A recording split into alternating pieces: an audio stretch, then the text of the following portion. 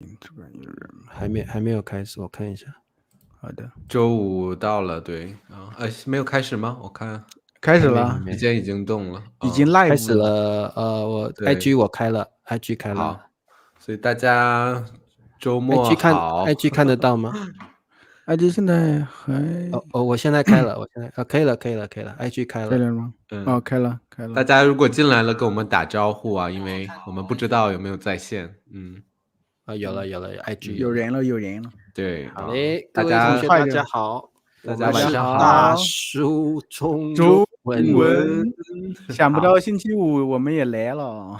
对，陪大家以后周五都可以陪大家过周末了啊。对，这个我们在台湾周五叫小周末耶。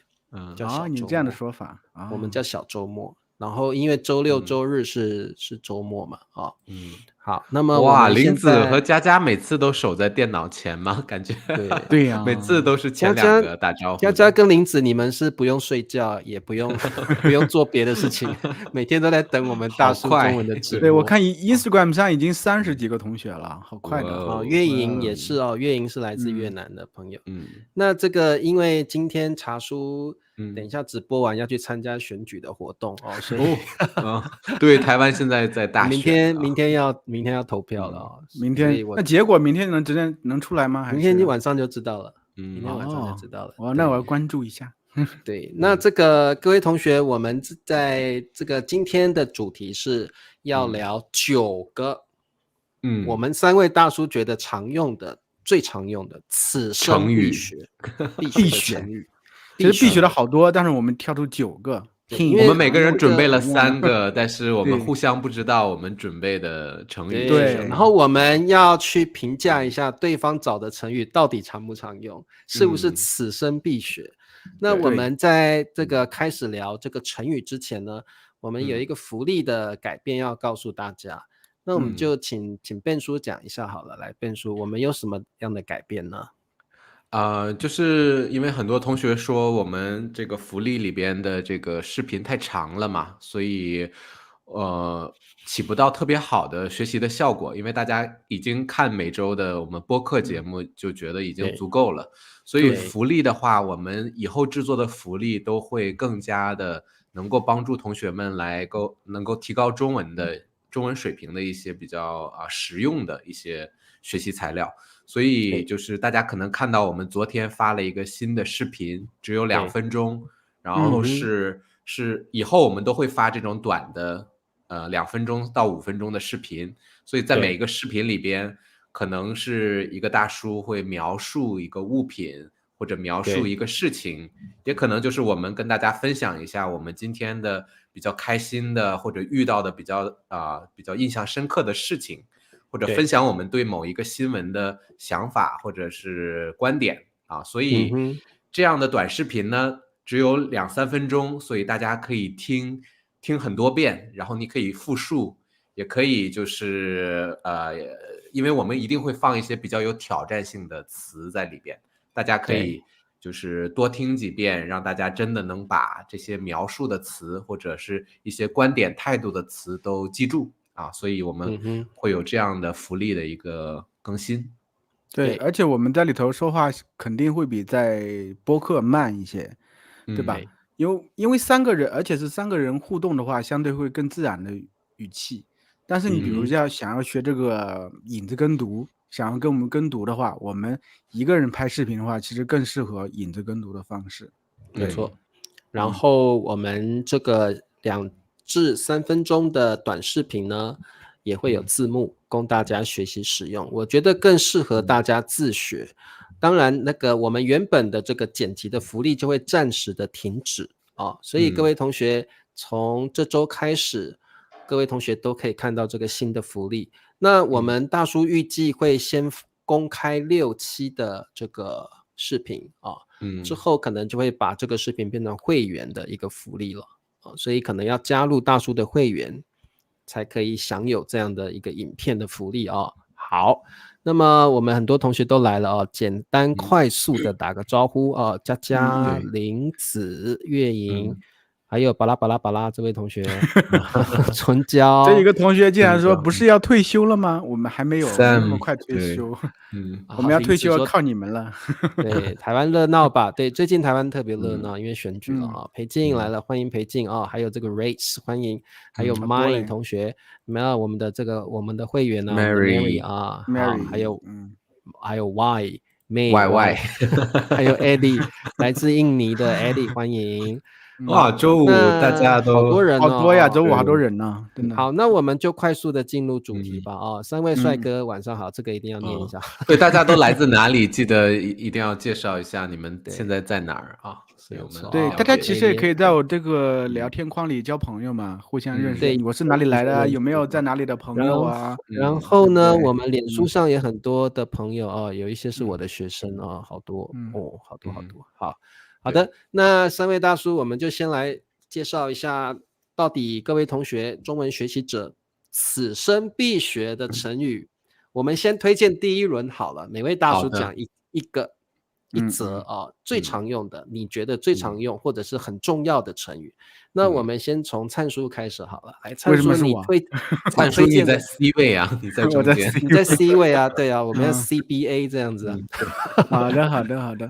其实我那会儿想的成语，我想就是和大叔有点缘分的成语，怎么样呢？就是讲人之间的关系，就是讲我们3个大叔之间的那种感觉吧。我就觉得有一个词语。我知道了，没有海誓山盟吗？有人说马到成功可能未必像你们想的那样哦。对，同学们也可以啊，你们也可以猜哦，猜一下是谁啊？对，同学们可以猜一下，或者你们也写一下你们最近学的成语也可以啊。对，可以啊。对，好，其实我觉得这个成语很好，就是特别适合朋友之间啊。我这个成语呢就不卖关子了，叫我今天准备的也是这个你们把我打断了，我话都没说完。你常常说的一个，说不定我们准备的是同一个啊。对，你说吧。我这个成语叫做一见如故，对吧？还好不是一见钟情，一见如故。OK， 好，那我把一见如故打出来。好，那这个灿叔先解释一下什么叫一见如故。就是这个一见如故4个字里面只有一个字大家可能不是特别理解，就是故这个意思其实是古文里头是好朋友的意思，就是已经是老朋友的意思，就是一见面啊，就是已经好感觉像老朋友那种感觉。就是我感觉特别和茶叔和笨叔那种感觉，我们才开始认识的时候，感觉好像我老说的有这个化学反应，就真的像故人一样，就是已经是老朋友了。就是特别的投合，特别的契合对，一见如故这个词我觉得特别特别好，很棒。我觉得可以当做一个，也可以当做一个客套话，对吧？就是为什么你精心你认识了一个新的朋友，然后你想表示说我们很有缘分，我们好像认识了很久很久一样的老朋友，所以你说，哎，我觉得我跟你一见如故。对，这个我觉得这种场景的话，真的要让我必须很真诚才能说出来。要是这种随便打交道，我是说不出来这种话。我泛之交，我说不出这种感觉。对，这个就是比如说你在一个地方遇到了一个人，你跟他聊天，哇，聊得你觉得好像虽然第一次见面，但是好像是认识很久的朋友一样。你也可以，我们2个真的是很聊得来耶，真是一见如故那个感觉啊。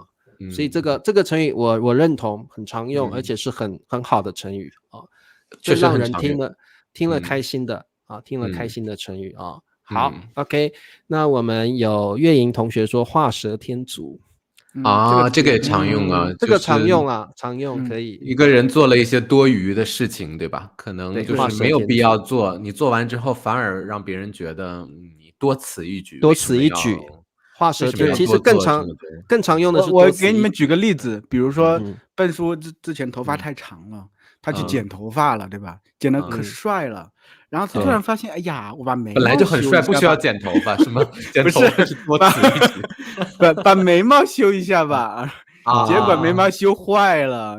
画蛇添足了，不好看了就是其实是多此一举的意思，多此一举，已经很好。这个有同学说对牛弹琴也是常用啦，对牛弹琴也是常用就是做一些事情，但是另外那个人听不下这些建议啊。OK，对，好，那么很棒，这个一见如故，认同，常用，对，常用。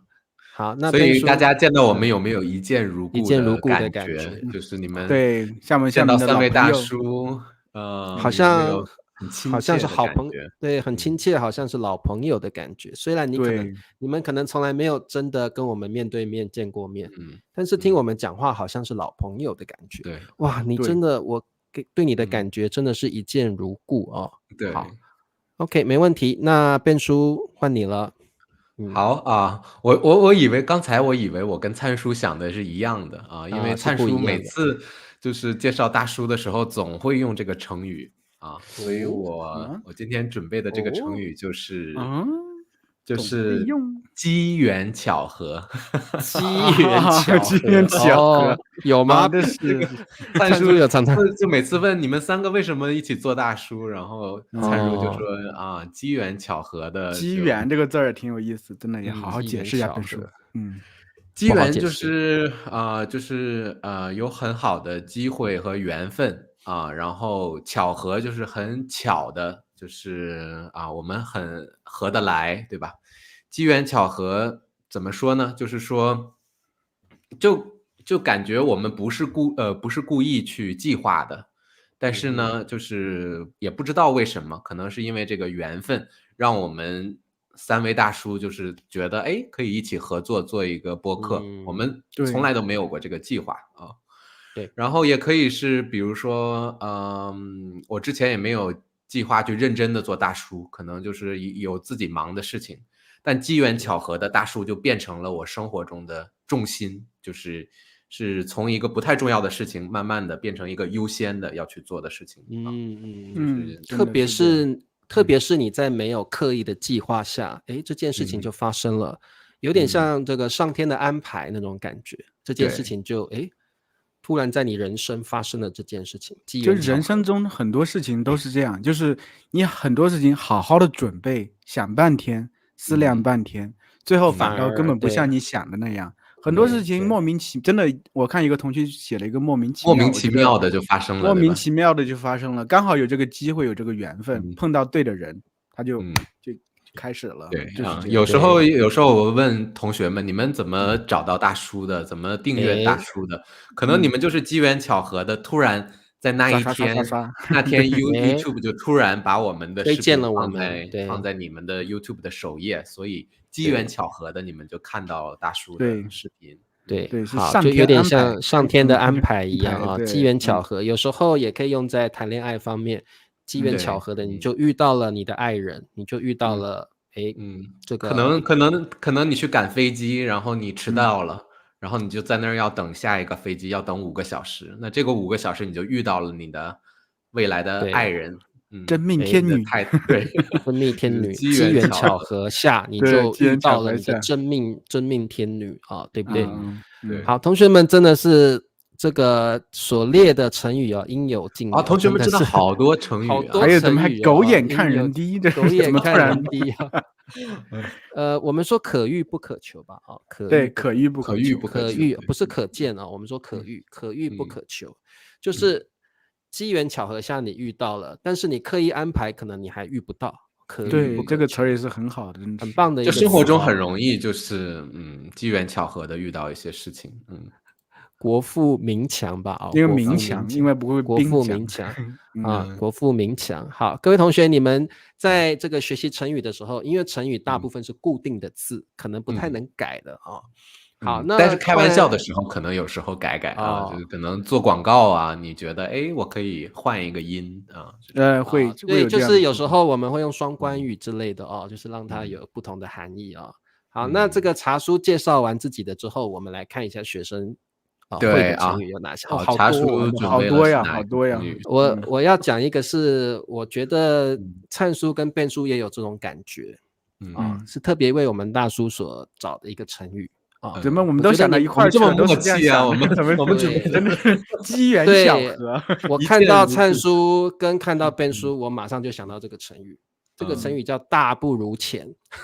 什么？这个比如说这个变叔觉得我年轻的时候这个蔡叔你每天可以写不是茶叔写一下吧，这个好，对对，只有他能写，咱们写不了。对，就是比如说Ben叔以前年轻的时候啊，哇，每天都跟很多女孩子出去啊，小鲜肉逛夜店什么的，精力充沛。现在没办法了，现在呀，有这个女生打电话来，他都不想出去了，累了，体力不够了，我就可以说，哎呀，Ben叔主要是体力的体力不行了。这个是个贬义的啊。刚才我们说2个褒义的成语，这次是一个贬义。对，然后呢，我这个大不如前，我就可以说Ben叔就说我现在的体力啊，真的是大不如前的，不好意思哦，下次再约好不好？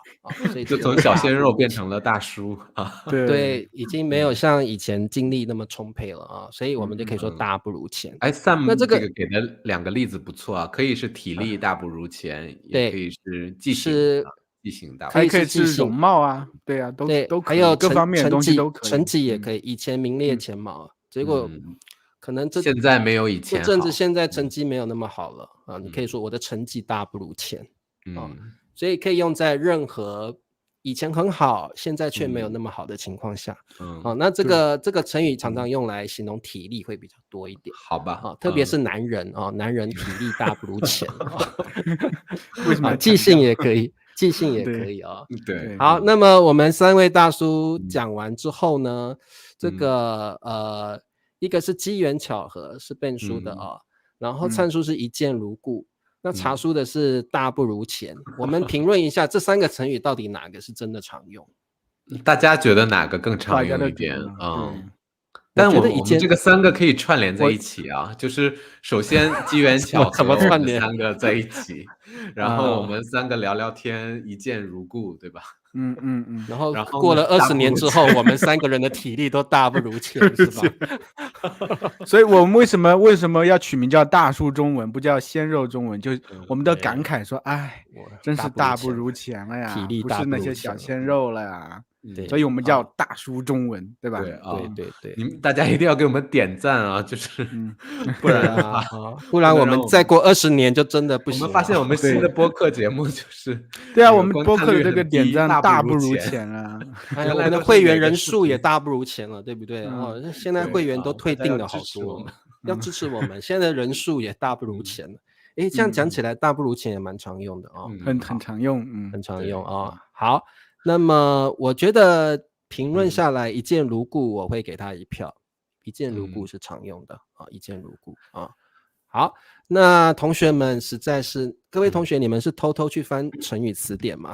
怎么那么？但是一见如故，我觉得很好，就是你见到一个中国人，你肯定要跟中国人交朋友嘛。那这个时候你就可以说，哎，我跟你真的是一见如故有一种一见如故的感觉，这个挺实用的。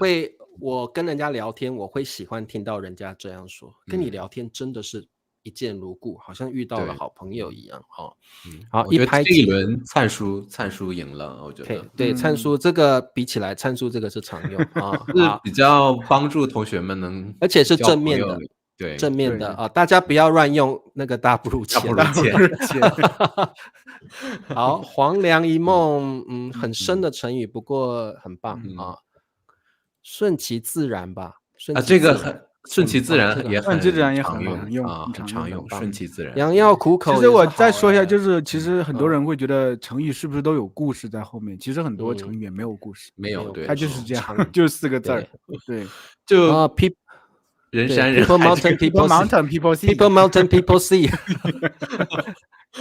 这个就是因为太常用，我们就不好意思拿出来讲了。对，善有善报 ，OK， 好，恶有恶报。同学不是不报，时候未到。对，投灿叔东山再起也是蛮好的成语。对，东山再起好，对，一见如故很常用很好。入乡随俗，这个这个也不错特别是朋友到中国来的话，到中国对到中国就吃中国菜啊，或者是过中国的节日啊，入乡交中国的男女朋友啊，都入乡随俗。这个交男女朋友不算入乡随俗。你这同学是《三国演义》看太多了吧？他是啥？一人一口，一人一口酥，那不是曹操的故事吗？OK， 就是我买了一个蛋糕嘛，来一人一口。对，盲人摸象 ，OK， 这个应该是这这个个不常 HSK 用了，里面但是对这个不我觉得常用，但是这个常用典故是母语者都知道的了哦。对好，第一轮是灿叔赢了，好，没问题，千军万马。千军万马不常用，就是常好，用你可能写千一个军万马就是可能历史剧里面可能对我讲会看到的大陆的话，老会说什么千军万马过独木万马桥，形容高考。高考的话，这对对对条路比较窄。对，会比较用的比较窄，有一些成语你很多情况都能用，有一些就对的必须在很特定的情况才可以用。这种有些成语只有甚至节庆才用，像嫦娥奔月啦那种，你只有中秋节会用而已，对不对？丢三落四，哎，这个常用，这个丢三落四挺好的，挺好的。爱屋及乌，哇，你们知道很多啊，很厉害对啊耶！怎么会的啊？你们是偷偷翻成语词典嘛？马到成功也很常用啊。对，好，那你么们要是不我们确定常不常用，也可以问我们。对，你可以打出来，我们一看就知道了哦。母语者一看就知道，对哎，举一反三很棒哎，这个很好，这个很常用对啊，一举两得常用啊。反而这个亡羊补牢数字的为时这种带数数字字的很常用，比如三心对二意啊这种。对对对，好，一举干二一反三净啊。我觉得然后举一反三也是一个很好的学习的方法，就是你学了一个怎么说东西，你生发出很多例子，对吧？你像各位同学，一个语境下，对也可以用到很多语境下都对去应用的话，你像各位同学，那真的是一个我们说这一次直播课我们要介绍成语，你们都可以举一反三，对不对？你们可以想出更多不同的成语啊。守株待兔也是算常用啊。对啊，借你吉言，这个应该不叫成语吧？借你吉言到不4个字是成语啊，这个不是成语哦。这个比如说像新年快乐，不可能是成语吧？啊，这个是借你吉言，恭喜发财。对，有一些各位同学不能算成语的，你们不要以为4个字就是成语哦，不一定哦。我吃饱了。12鸟，争先恐后，哎，好厉害哦！争先恐后，十全十美，狗胆包天，不是色胆包天吗？色胆包天吧，色胆包天啊，都可以用。我没有听过，我没有听过狗胆包天。可能有的时候骂人吧，就是把别人比喻成狗啊，可能。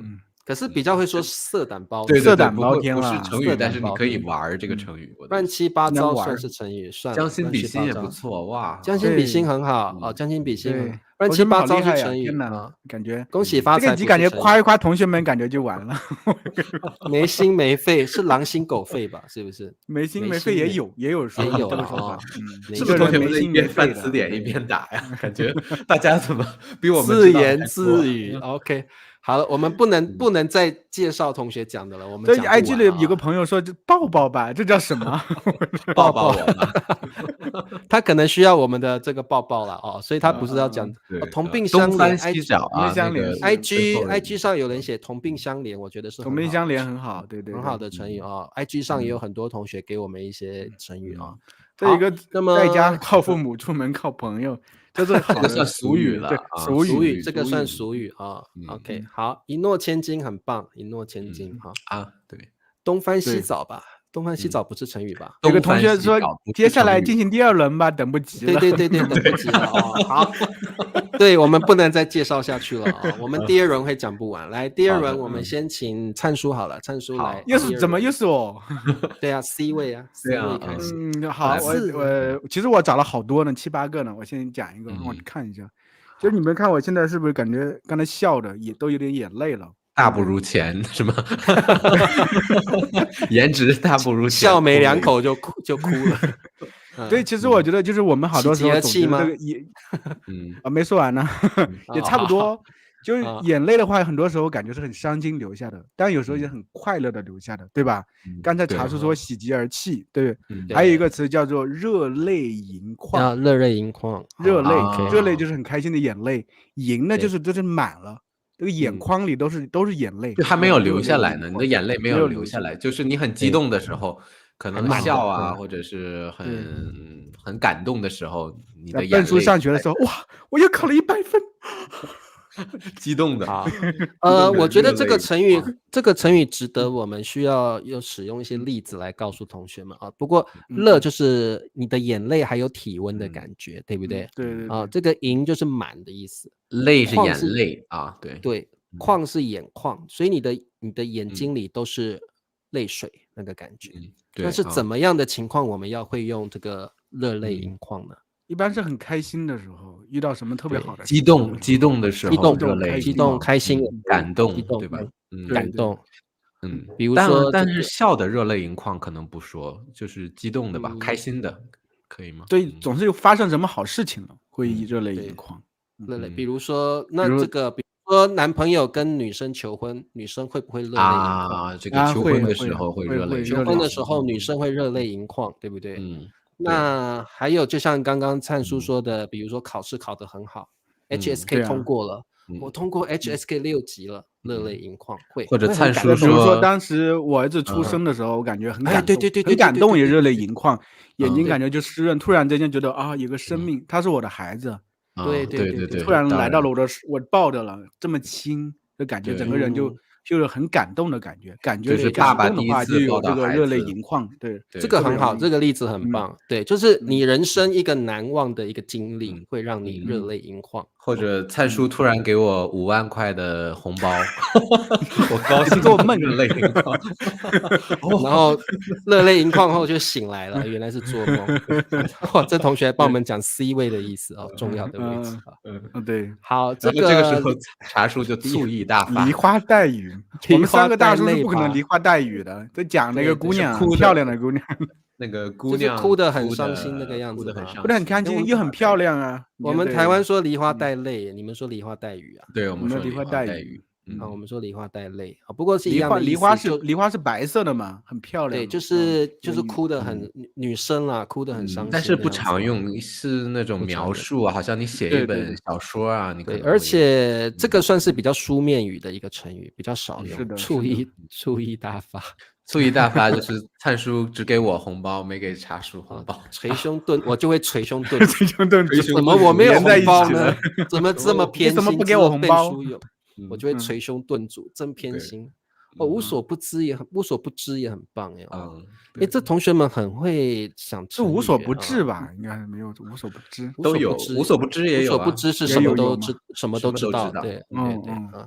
好，我觉得蛮好的，大吉大利算祝福语啦，应该不是成语了，是算祝福语了啊。安居乐业，国色天香，OK， 哇，掩耳盗铃。你们看一下，这有个同学给咱们这个热泪盈眶越南语的翻译我们来试着读一下啊，按照的。你这个怎么能试着读出来？怎么念呢？这个怎么念呢？是在按照不要丢人现眼了，我们不要丢人现眼了。我的感觉像农曼龙吞这个感觉，农曼如通。哇，老师，同学们的好厉害啊！这个人是你的亲戚吗？中间那个人是谁？是我吗？说我吗？对啊，说咱俩很像嘛，应该和茶叔在。David， 你是第一次来我们的。有可能是因为他是脸书的朋友记得订阅。第一次看到你们两个了，我俩是亲戚，我俩血浓于水，一个堂哥，一个堂弟啦，堂哥堂弟啦。大家订阅啊 ，subscribe。他是说我们长得很像，对呀。当然2个鼻孔啊，1个鼻子嘛，当然长得像。我们都是中国人，对。然后这个得天独厚，一无所知，都很棒都很好。我觉得同学们介绍的比我们讲的还好。这还有一个什么金窝银窝不如自己的草窝，这是狗窝吧？狗窝吧，金窝银窝不如自己的狗窝这个都是固定用法不如自己的狗窝好，赤子之心。好，来这个变书来一下。好的，我的第2轮的词啊，我觉得有时候大家就是都喜欢喝酒，对吧？我这个成语是跟酒有关系的。这个成语是借酒浇愁。借酒浇愁，借酒浇愁也真的很常见。就有时候开玩笑嘛，看朋友在喝酒，说怎么了？你喝酒借酒浇愁呢？就是有时候茶叔，你看笨叔在喝酒呢，他借酒浇愁，肯定是失恋了吧？有时候是认真的，就是哎呀，压力好大，然后感情生活不顺利。所以怎么办？体力不行了，就大不如前，体力大不如前，工作的情况，生活的被女朋友抱怨，体力大不如前，投资的钱都亏了，就亏钱了。借酒浇愁，喝很多酒。这个借酒浇愁可以用在任何不顺利的情况，失恋了，或者真的比如说股市赔钱了，投资失败了。或者是家里遇到不好的事情了，你可能都会没有办法解决，让你心情可能用一个很消极的办法来排解我的这个痛苦。所以大家是不是得解释一下这个浇是什么意思？浇就是浇花，你家里肯定有植物吧，你也可能要浇花浇水，对吧？或者把它浇灭的意思吧，因为把这个愁给浇没了。愁是这个让我很发愁，让我压力很大，让我不舒服，让我很烦的事情，就我很愁，所以我要有时候一般我们浇火灭火，对吧？对。那你那个浇愁的话，我们后面还是这个有古诗，借酒浇愁，借酒消愁，愁更愁，愁更愁。对，就是通常借酒浇愁的结果是不会成功，你反而变得更忧愁。所以这个成语其实最完整的句子是借酒浇愁，愁更愁。你反而没有解除你的忧愁，你反而更加的忧虑了啊。对啊，借酒消愁，浇愁和消愁都可以啊，都可以，意思其实是一样的，好像是那个金字旁，对吧？是那个消愁。借酒消愁，这个消吧，这个消就是就是都有，古诗里是金字旁，但是在现代对，在现实生活中现在简用都用简用了。口是心非也是很好的成语啊。对，脚踏两条，我们说脚踏两条船吧，脚踏两条船，我们不会说一脚踏两船吧？不会吧？成语有这个问题，就是大家如果记得不清楚，可能就记错了，对，会说错了。对，所以这个 Mary 我们应该说脚踏两条船，对不对？对，踏两条船，从容不迫，好厉害哦。然后茶叔呢？茶叔，你的第二轮的词还没说。出尔反尔。好，我的这个词，我觉得这个上班的时候或工作的时候，大家一定要会这个成语，因为这个成语能够帮你把工作交给别人，自然而然的交给别人啊。好，这个成语叫能者多劳能者多劳，就是比如说我们大叔中文的工作很多，那我就会赞美灿叔文笔又好。3位大叔里面，你最聪明，灿叔简直真的太好了，对，又帅，又会剪辑，能者多劳。那不好意思，今天的工作就交给你，今天的工作就交给灿叔了，因为你能者多劳，就麻烦你了。所以能者多劳是个非常好用的成语，就是你用能者多劳去赞美对方，对方就会被你，真的好像我很有能力。他就会接受你的工作了。这样的话你就可以少做一点。这个能者很倒霉呢。对，能者就是有能力的人，这个者就是人有能力的人，就多就是多多的去做事情，劳就是劳动。既然你有能力，那你就多做一点，多做一点吧。所以我们就会用能者多劳，表面上是赞美这个人，私底下是希望偷懒是吗？偷懒把工作丢给他。哎呀，这个Ben叔。能者多劳，翻译啊，你最厉害了。所以也不可以太做有能力的人，在一个群体里边，很可能就会因为你做得好，所以以后有什么事儿都让你做了啊。所以还是要靠自觉的嘛。所以就是低调一点。对，低调一点。所以这个各位同学可能在公司工作的时候啊，如果你的同事想要丢工作给你，他可能会用能者多劳这个成语，让你觉得我真的很有能力耶，能者多劳，你多做一点，然后你就真的会接受他说的事情了。能者多劳，这个在工作上，如果你常常被人家灌迷汤，你能者多劳，多做一点，灌迷汤，你就被真的耶，我什么都好，我能力又比你强，好，我来做，你就茶叔教完这个词以后，灿叔就不上当了。这个当然我觉得母语者是不会上当了，我们太了解这个成语的用法了但各位同学，你们要小心，如果有一个中国人说能者多劳，你要注意了，他可能想要丢工作给你他可能想要丢工作给你。他说我不行，还是能者多劳，你来吧。能者多劳，我觉得你做的真的不错啊，能者多劳。你做的比我好多了，老板都喜欢你做的计划你做的项目最好了。那你要注意，他可能是想要丢工作给你好 OK， 我觉得不是一个好词语对，好，那查出2个都是负面的。好，那这个刚刚灿叔介绍的成语灿叔是什么来着？介绍的什么来着？好没有存在感的感觉。热泪盈眶，热泪热泪盈眶，盈眶，热泪盈对，眶啊！热泪盈那变眶，借酒说的浇是借酒愁。浇愁，然后我的是能者多劳。我们评论一下，到底哪个成语最常用？借酒浇愁，我觉得用的很多。借酒浇愁这用男生在喝之间啦酒的时候，因为肯定会喝酒，对就是男开玩笑生之间因为人都会发愁嘛，都有对喝酒嘛，对。男生之会用得间，我觉得常常你身边会有想要借酒浇愁的人，或者是可能你们两个突然就是有发愁的事情，我说走吧，咱借酒浇愁去，就是意思是咱们去喝酒吧，喝点酒吧，去喝酒吧啊，OK。或者失恋的时候难免要这个借酒浇愁，失恋的时候啊，这个男人失恋了，通常就要喝酒，忘却那个痛苦啊。好，没问题。哇，我觉得大家同学们又写了好多啊，看看吧。入木入木三三分，哇，太高深的凤毛麟角，菱角哇太厉害了。我全心觉全力得到了这一轮，同学们写的成语都是比较有深度的，就是可能一两句话都解释不完，需要展开解释。粗心大意算常用哦，可以哦，粗心大意不错。高高在上我觉得也很好诶，而且又简单。高高在上指一个人傲气凌人，好像不可一世的那个感觉哦。别开生面，哎呀，很高的耶，厉害哦。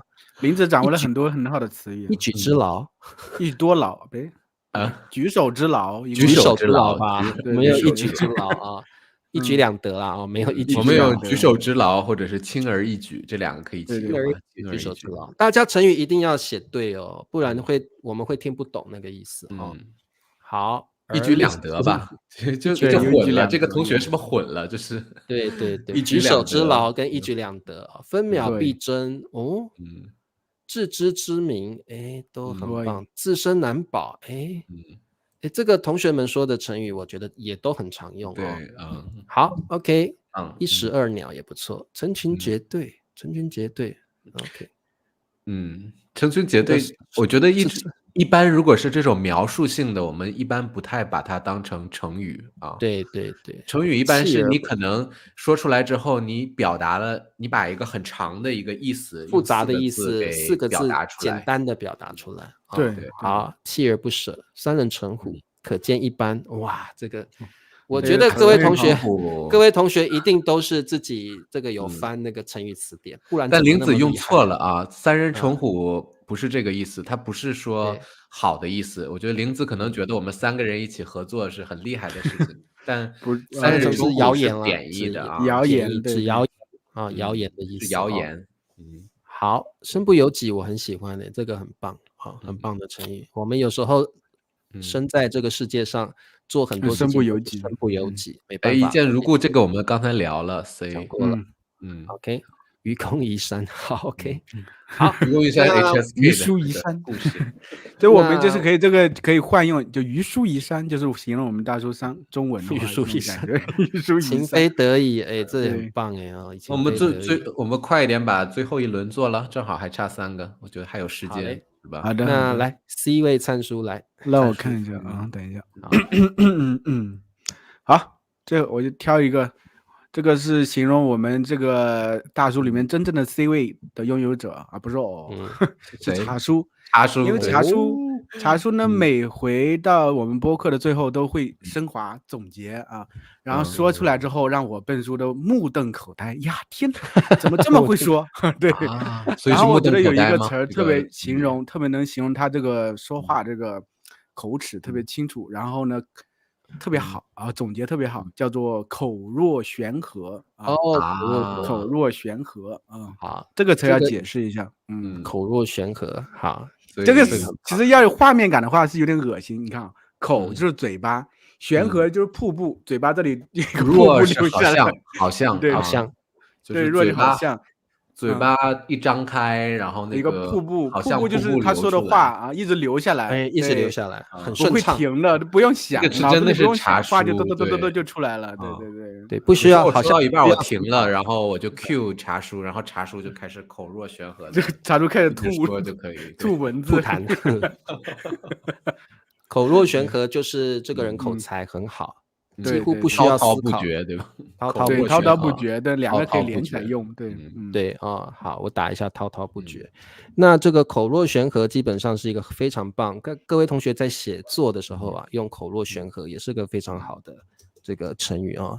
滔滔不绝也很棒哦，滔滔不绝就是说话的时候都不间断，一个人他口才很好。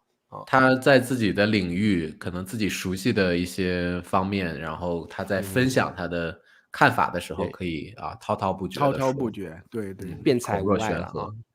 另外一个成语叫辩才无碍啊，可以这个是很高级的一个词，辩才无碍，对，辩才无碍啊。对，林老师来了。对，林老师上次在送咖啡给我们一人送了一杯咖啡，对啊，哇，谢谢林老师，太棒了哦。好，所以我们用一个成语来赞美这个林老师好了，这个叫仙女下凡。我第一次看见林老师就觉得一见如故啊，然后机缘巧合跟林老师一起这个，为什么现用上你很会哦？对呀，我们应该要用一些比较好一点的来形容这个林老师的外貌，对不对？比如说这个沉鱼落雁，对不对？对，我刚才都说仙女下凡了，仙女下凡，沉鱼落雁啊，对，美若天仙啊。对 OK， 林老师一定心里高兴的要命。怎么突然来个笨手笨脚？不是林老师笨手笨脚，是我吗？笨老师对吧？笨手笨脚，笨老师笨手笨脚，笨手才笨脚啊。好，那我也讲一个成语好了，这个成语就是来介绍我们三位大叔的关系。终于有一个积极的了，还是消极的？真的是积极的吗？是欢喜冤家吗？不是。林老师说这个脸红了，我们的关系大不如前。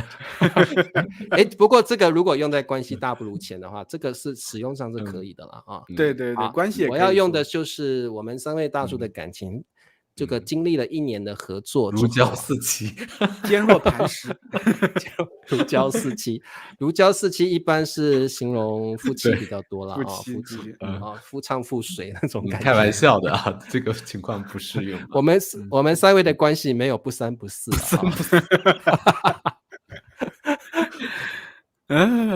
这同学们好厉害啊，都会开玩笑了啊。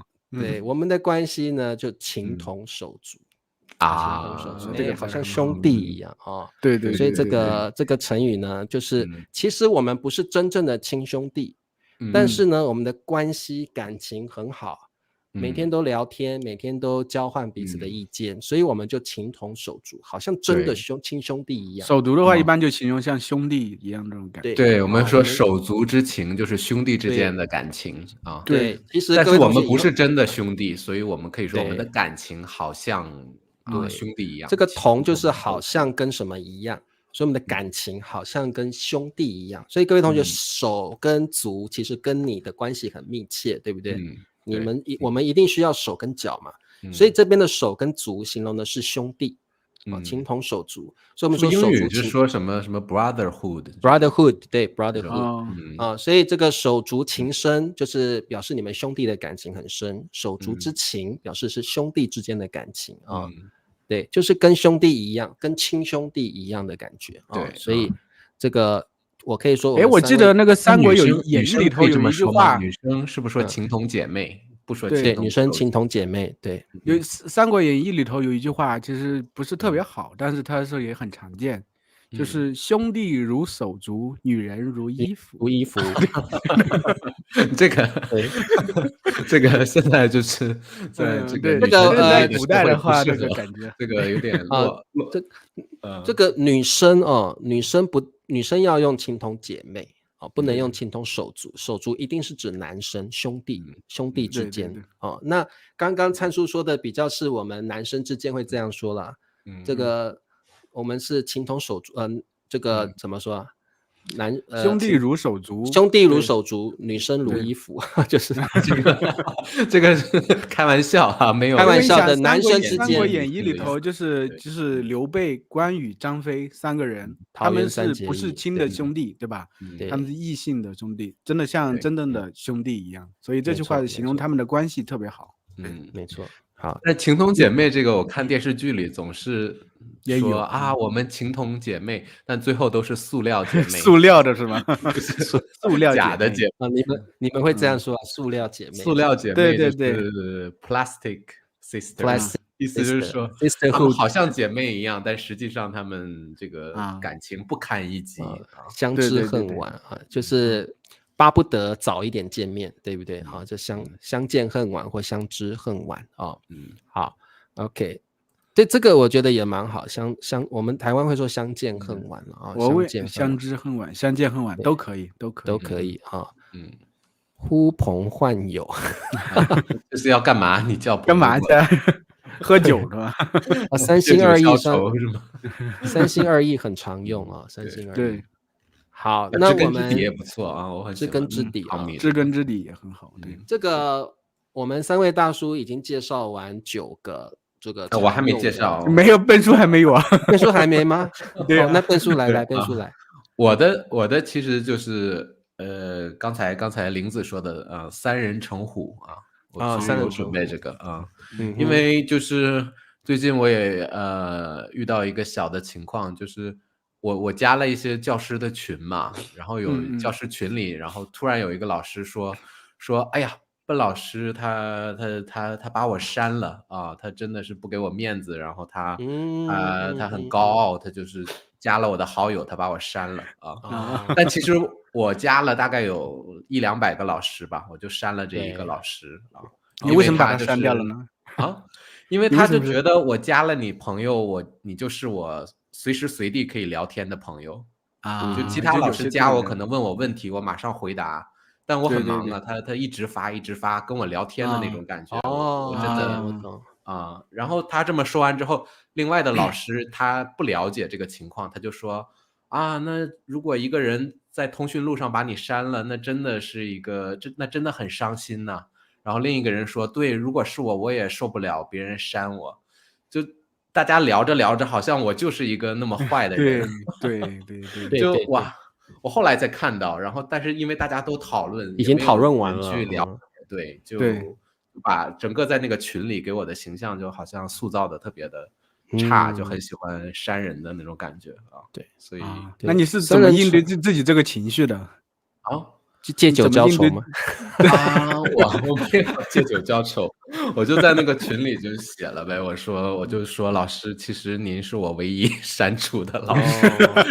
这个状况很尴尬。你加了一个人好友，不证明他就是真的可以随时随地跟你联系的好友啊。所以，但是因为大家都讨论嘛，就感觉我已经成了坏人了啊。那肯定要这个自证一下了。对，三人成虎基本上的意思就是谣言的可怕，对不对？对，一个不真实的事情，一个人说你不信，2个人说你不信，3个人说你可能就会相信，就相信。比如我说这个灿叔有痔疮哦，不信，变叔又说，我在这边我就说，痔疮真的会很麻烦啊，我觉得一个人有痔疮肯定很麻烦。我看灿叔坐在椅子上都怪怪的，应该就同学们知道什么是痔疮吗？你们就是对，这英文我都不会讲，我也不会啊。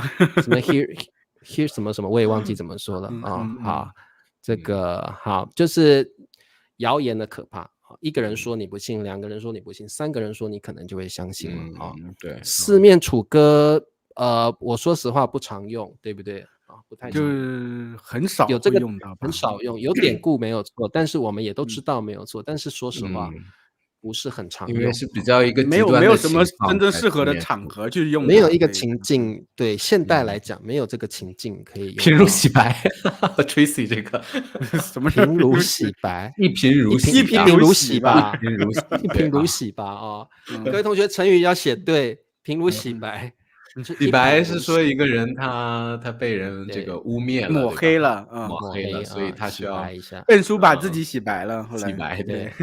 好，将心比心不错啊，东山再起很棒，为人师表。大家都是口若悬河啊，在说成语的时候，水若石出，九霄云外，哇，这都很棒的成语。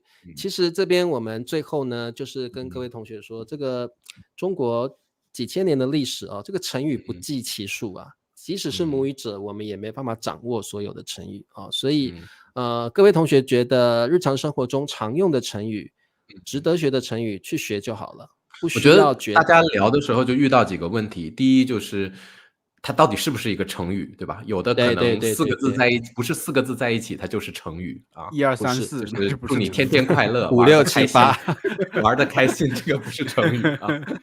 第二就是一定要用准确啊，因为但有时候可能这个大陆和台湾的叫法差一个字，可能2种方法都能接受啊。没错。所以但是大部分的成语都是有固定的字跟固定的表达，而且有的成语可能会很像啊，大家不要弄混啊。对，比如刚才说什么一举两得那个，一举两得和跟我忘了它那个对怎么弄混了，举手之劳，一举两得跟举手之劳意思完全不一样啊。还有就是要知道到底是褒义还是贬义。3人成虎，有人觉得啊3个人在一起就很厉害，那不是这个，像一只傻老虎一样吗？啊，对，是啊，所以要注意它到底是褒义贬义，它的真实意思是什么啊？对啊，然后成语还有就是常用不常用，对吧？没错，这个重点是很重要，很重点。什么这个我觉得也是学习者最大的困扰。我今天学这个成语，到底你们母语者平常用不用？不用我学干嘛呢？